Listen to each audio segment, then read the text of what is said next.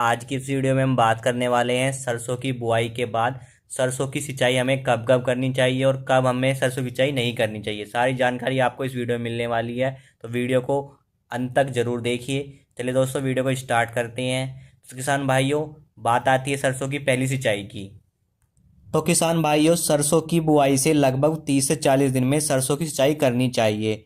अगर तापमान ज़्यादा रहता है और सरसों काली पड़ने लगती है और बढ़तवार भी कम होने लगती है, तो ऐसे में आप 25 से 30 दिन के अंदर पहली सिंचाई कर सकते हैं। और इस सिंचाई के साथ आपको कौन कौन सी खाद देनी है वो भी मैं आपको बता देता हूँ। सरसों की पहली सिंचाई के साथ आपको अपने खेत में डालना है यूरिया। यूरिया की मात्रा जो लेनी है वो है 30 से 40 ग्राम पर एकड़ के हिसाब से आपको अपने खेत में डाल देना है। और साथ में अगर आपने सरसों की बुआई करते समय अपने खेत में डीएपी का यूज किया है और उसके साथ सल्फर भी डाली है अपनी बुआई के साथ, तो आप यहाँ पे सल्फर ना डालें। अगर आपने डीएपी से बुआई की है और सल्फर नहीं डाली है, तो आप अपनी पहली सिंचाई के साथ सल्फर का यूज भी करें।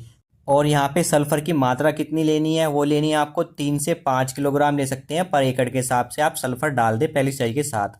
अगर आपने सरसों की बुआई एसएसपी के साथ की है, यानी सिंगल सुपर फॉस्फेट के साथ आपने सरसों की बुआई की है, तो आपको पहली सिंचाई के साथ सल्फर नहीं डालनी है, क्योंकि एसएसपी के अंदर पहले से ही सल्फर होती है।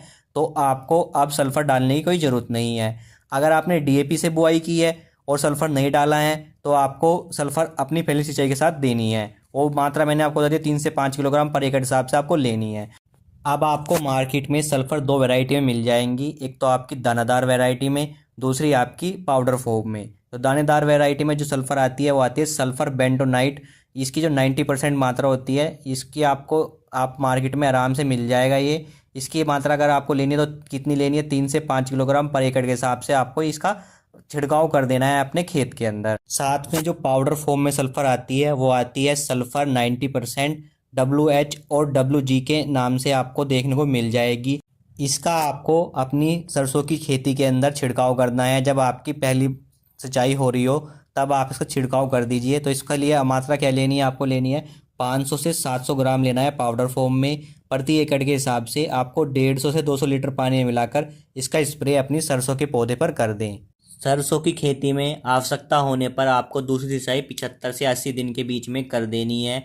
ध्यान रहे, आपको जब आपकी फसल पर फूल आ रहे हों तब आपको सिंचाई नहीं करनी है, यानी फूल से बनने से पहले ही आपको सिंचाई कर लेनी है। तो सिंचाई आपको जो करनी है वो 75 से 80 दिन के बीच में करनी है।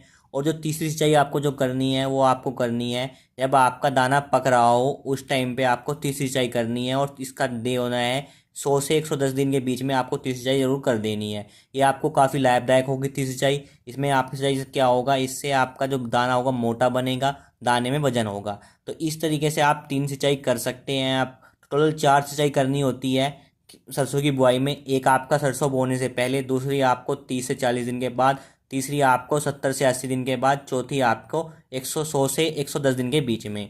तो इस तरीके से आप सरसों की खेती की सिंचाई कर सकते हैं।